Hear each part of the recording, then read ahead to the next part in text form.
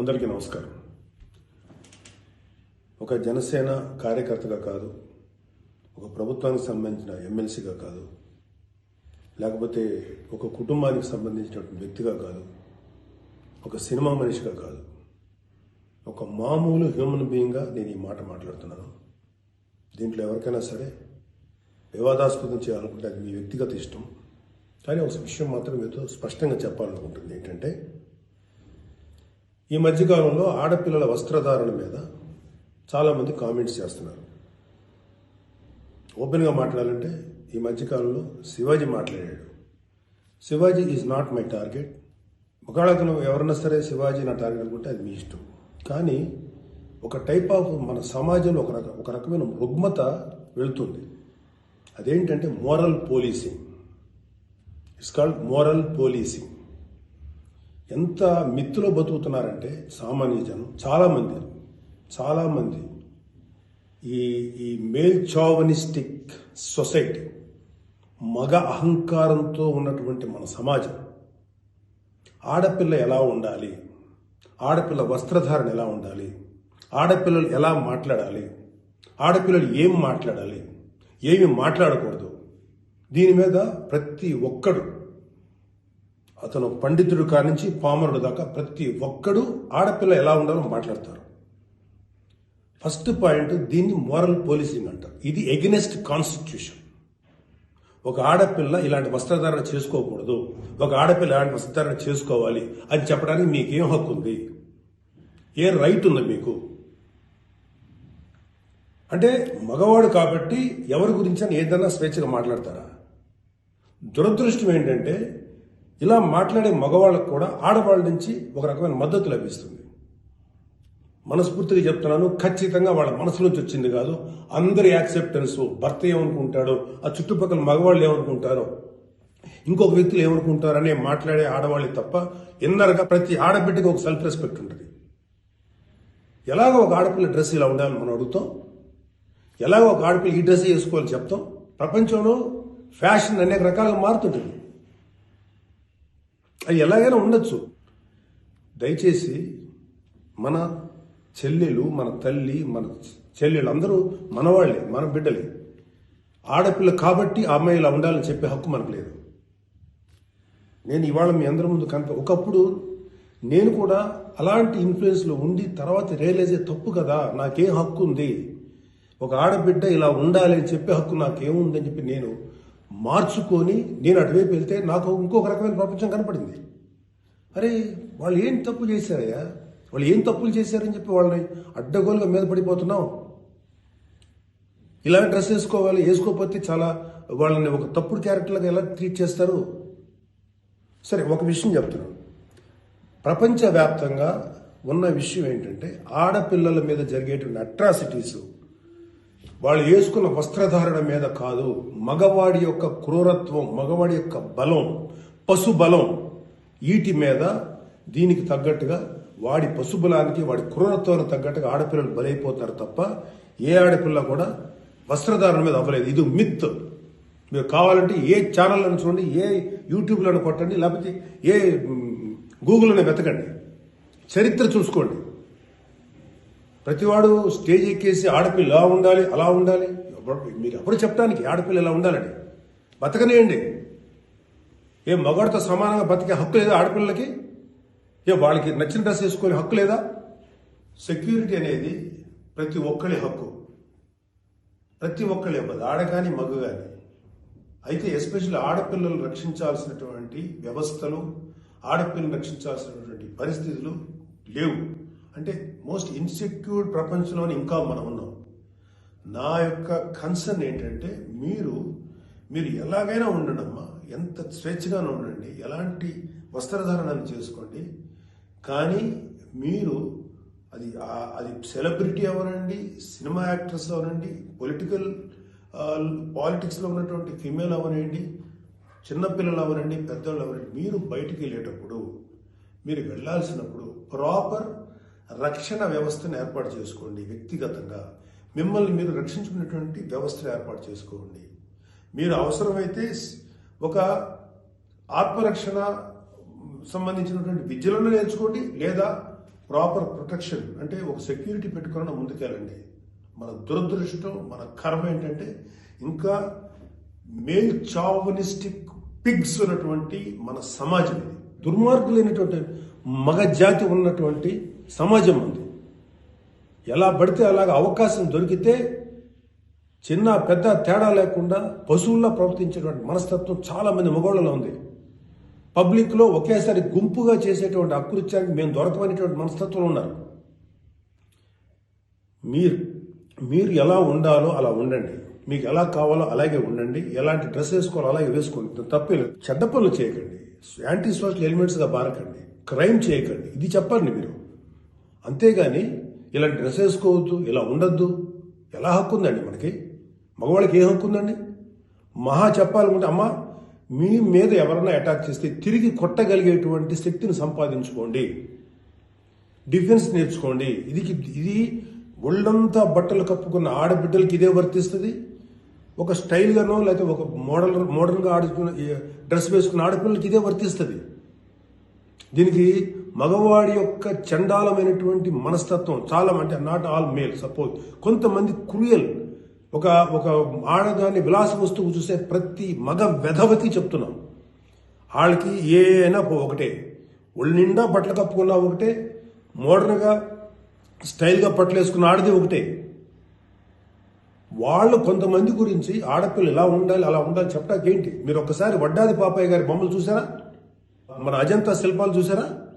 చాలా స్టైలిష్గా మోడర్న్గా ఉంటాయి. అంటే ఆడదానికి వస్త్రాలంకరణ అనేది ఆయా సమాజాల యొక్క కల్చర్ని బట్టి మారుతుంటుంది.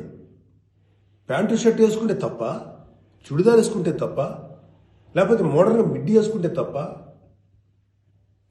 ఇది వాళ్ళ తప్పు కాదు. వాళ్ళకి సరిగ్గా రక్షణ కల్పించలేకపోవటం, రాజ్యాంగమైనటువంటి మన ప్రభుత్వ వ్యవహారం వాళ్ళకి సరిగ్గా రక్షణ కల్పించకపోవటం ప్రభుత్వ వైఫల్యం అవుతుంది.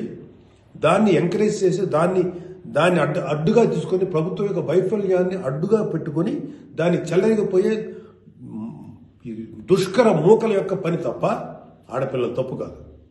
ఆడపిల్లలు వేసుకునే డ్రెస్సు వల్ల ఆడపిల్లల మీద అత్యాచారం జరుగుతుందని మీరు మీ పనికి మాలిన కామెంట్లను సపోర్ట్ చేసుకుంటూ మాట్లాడే మాట ఇది. మారిపోతుంది సమాజం. ఏఐలోకి వచ్చాం మనం, ఆర్టిఫిషియల్ ఇంటెలిజెన్స్లోకి వచ్చాం. ఇంకా ఆడపిల్లలు ఇలా ఉండాలని చెప్పి మనస్తత్వం ఉన్న మగవాళ్ళని ఖండించండి. ఇన్ని కబుర్లు చెప్తున్నారు. నేను ఒకసారి లాంగ్ బ్యాక్ చెప్పాను, ముగ్గురు మహానుభావులు మాట్లాడిన మాటలు చెప్పాను. వాళ్ళు ఇలాగే కామెంట్ చేశారు. అప్పుడు వాళ్ళకి ఆన్సర్ చెప్పాను. ఇప్పుడు మళ్ళీ చెప్తున్నా, ఆడదాన్ని అవమానించిన ఏ ఒక్కడు కూడా బాగుపడలేదు మన పురాణాల ప్రకారం. ద్రౌపదిని నడి సభలో అవమానించిన ప్రతి కౌరవుడు సర్వనాశనం అయిపోయాడు, ఇంక్లూడింగ్ భీష్మాచార్యుడు, ద్రోణాచార్యుడితో సహా. ఇప్పుడు నేను మాట్లాడినాక నాకు 100 కామెంట్లు పెడతారు మీరు, నాకు తెలుసు. అయినా నేను నా వాయిస్ ఓపెన్ చేయకపోతే తప్పు చేసినాను అవుతాను. చాలా మంది ఆడబిడ్డలు వాళ్ళు ఎన్ని బాధలు పడి ఎంత చేసి ఇలా ముందుకు వస్తున్నారు. వాళ్ళకున్న వ్యక్తిగత సమస్యలు ఉంటాయి. ఒక ఆడపిల్లకి సంబంధించినటువంటి ఎన్నో రకాల ఇష్యూస్ ఉంటాయి. అటన్నింటినీ కాదనుకుని సమాజం గురించి బతుకుతున్నారు. ఐఏఎస్లు అవుతున్నారు, ఐపీఎస్లు అవుతున్నారు, లేకపోతే పెద్ద పెద్ద పొజిషన్స్లో ఉన్నారు, సినిమా ఇండస్ట్రీలో ఉన్నారు, లేకపోతే క్రియేటివ్ ఇండస్ట్రీలో ఉన్నారు, పెద్ద పెద్ద వ్యాపార సంస్థలో ఉన్నారు. ఆడదాన్ని గౌరవించిన ప్రతి ఒక్కడు గొప్పోడయ్యాడు. గొప్ప గురించి కూడా మాట్లాడు. రెస్పెక్ట్ ఇవ్వండి అయ్యా మా తోటి ఆడపిల్లలకి. మహా అయితే మీరేం చెప్పాలి ఆడపిల్లలకి? అమ్మ మిమ్మల్ని మీరు ప్రొటెక్ట్ చేసుకునేటువంటి స్థితిలో ఉండండి, మిమ్మల్ని మీరు రక్షించుకోండి, లేదా రక్షణగా మనుషులను తీసుకెళ్ళండి, ఏదో ఒకటి చేయండి. కాకపోతే ఏంటంటే మీకు ఇంత చుట్టుపక్కల ఇంత కరుడు గట్టినటువంటి దుర్మార్గమైన కామాంధులైనటువంటి సమాజంలో కొంతమంది ఉన్నప్పుడు వాళ్ళని మిమ్మల్ని మీరు రక్షించకుండా ఏర్పాటు చేసుకోండి. మీకు ఒక తమ్ముడుగానో, ఒక అన్నగానో, ఒక తండ్రిగానో, ఒక సోదరుడుగానో ఇది నా రిక్వెస్ట్ తప్ప మీరు ఇలా ఉండాలని మాత్రం చెప్పటం పెద్ద క్రైమ్. ఆడపిల్లలు ఉండాలని చెప్పేది పెద్ద క్రైమ్, వెరీ బిగ్ మిస్టేక్. ఇది ఇలాంటి దాన్ని మాట్లాడినందుకు ఒక వ్యక్తి యొక్క వ్యక్తిత్వం పక్కన పెడితే ఇలాంటి మాట్లాడినందుకు ఈ మాటలు సపోర్ట్ చేసేటువంటి స్త్రీల గురించి నాకు బాధ అనిపిస్తుంది. ఇలా మాట్లాడతారా? మీ తోటి ఆడపిల్లను ఒకడెవడో అంటే వాడికి సపోర్ట్ చేస్తారా మీరు? అలాంటి దుర్మార్గమైనటువంటి ఆలోచనకు సపోర్ట్ చేస్తారా? కమాన్ మా బయటకు వచ్చి ఓపెన్ చేయండి, మీ మౌత్, మీ వాయిస్ ఓపెన్ చేయండి, ఫైట్. ఈ చాదస్తపు మెంటాలిటీ ఉన్నటువంటి మగ వేదవులకి ఇలాంటి ఆలోచించే సన్నాసులకి, అలాగే ఇలాగ దాన్ని సపోర్ట్ చేసే పిచ్చి వాళ్ళు ఆడవాళ్ళు, ఆ మగవాళ్ళ యొక్క అణిచివేతకు గురైతున్న ఆడవాళ్ళు మాట్లాడే మాటలకి మీరు ఎదురించి మాట్లాడమ్మా. Please come and voice out. ఎంతసేపటికి సమాజంలో ఇలాగా ఆడబిడ్డలు విక్టిమ్స్ అయిపోయారు, ఎన్ని రకాలుగా అవమానించబడుతున్నారు, హింస చేయబడుతున్నారు, హింస పెట్టబడుతున్నారు. వాళ్ళని మీరు సపోర్ట్ చేయాలి. వాళ్ళని సపోర్ట్ చేయకుండా వాళ్ళ మీద అట్రాసిటీస్ చేసే వాళ్ళని సపోర్ట్ చేస్తారేంటి? ఆడబిడ్డలు కదా, ఎవరైతే నష్టపోయారో వాళ్ళు కదా మీరు సపోర్ట్ చేయాలి. ఒక మాల్లో ఒక ఆడబిడ్డ మీద అవమానించిన ఆ మగాళ్ళని కెమెరాలో పట్టుకొని ఎవడెవడో ఎరగదీసి, మత్తలు ఎరగదీసి చెప్పుతో సెంటర్లో కొట్టుకుంటూ తీసుకెళ్ళాలి కదా. అది కదా మీరు చేయాల్సిన పని. వాళ్ళని అడగాలి కదా, వాళ్ళని శిక్షణ చెప్పాలి కదా. నువ్వు జాగ్రత్తగా ఉండి ఎంత జాగ్రత్తగా ఉండాలి? ఎందుకు ఉండాలి? ప్రతిసారి ఎప్పుడు విక్టిమ్ అయిపోయిన ఆడబిడ్డల మీదే మీరు క్రైమ్ నేరం మోపుతుంటే, వాళ్ళే తప్పు అంటుంటే అంటే పర్లేదు, ఆడబిడ్డల మీద క్రైమ్ చేసిన తప్పలేదు, వాళ్ళు జాగ్రత్తగా ఉండాలి, మగవాళ్ళ మాత్రం ఏమనకూడదా? వాళ్ళకి చెప్పండి. దుర్మార్గం చేసిన ఆడబిడ్డల మీద దుర్మార్గం చేసిన మగవేదలు చెప్పు తీసుకుంటారా మాట్లాడండి మీరు దమ్ముంటే. అంతేగాని ఎవరైతే నష్టపోయారో వాళ్ళను అనకండి. ఆ స్థానంలో మన బిడ్డలుంటే ఎంత బాధపడతామో అది ఆలోచించండి. ఈ మోరల్ పోలీసింగ్ నుంచి మీరు బయటపడేదాకా మీరు మనుషులు కాదు. Moral policing is a bloody nasty thing. ప్రపంచం అంతా ఆడబిడ్డలంతా సఫర్ అవుతుంది మోరల్ పోలీసింగ్. ఈ మోరల్ పోలీసింగ్ ఎక్కువ ఆడపిల్లల మీదే రుద్దపడుతుంది. ప్రపంచవ్యాప్తంగా ఆడపిల్లల మీద రుద్దపడుతుంది. ఎవరైతే సమాజంలో గొప్పగా మాట్లాడుకున్న వ్యక్తులు ఉన్నారో వాళ్ళకి చెప్పండి. వాళ్ళందరూ వచ్చి మాట్లాడాల్సిన అవసరం ఉంది. ఎంతకాలం ఆడపిల్లల మీద ఈ అణిచివేత మీరు అవలంబిస్తారు? ఎంతకాలం వాళ్ళు అణిచివేస్తారు? అలా అని చెప్పి సాంప్రదాయాలు వదలమని చెప్పలా. మీరు సాంప్రదాయాలు ఫాలో అవ్వండి, రిచువల్స్ ఫాలో అవ్వండి, మీ గౌరవనీయమైన మీ మతాల్ని ఫాలో అవ్వండి. కానీ స్వేచ్ఛ, డ్రెస్ అనేది ఒక వ్యక్తిగత స్వేచ్ఛ. ఒక ఆడపిల్ల ఎలా కనపడాలి, అందంగా కనపడాలి అనుకోవటం తప్పులేదు. అది అమ్మాయి యొక్క వ్యక్తిగత విషయం. అమ్మాయి మితిమీరి ప్రవర్తిస్తే లా అండ్ ఆర్డర్ ఉంది, లా అండ్ ఆర్డర్ చూసుకుంటుంది.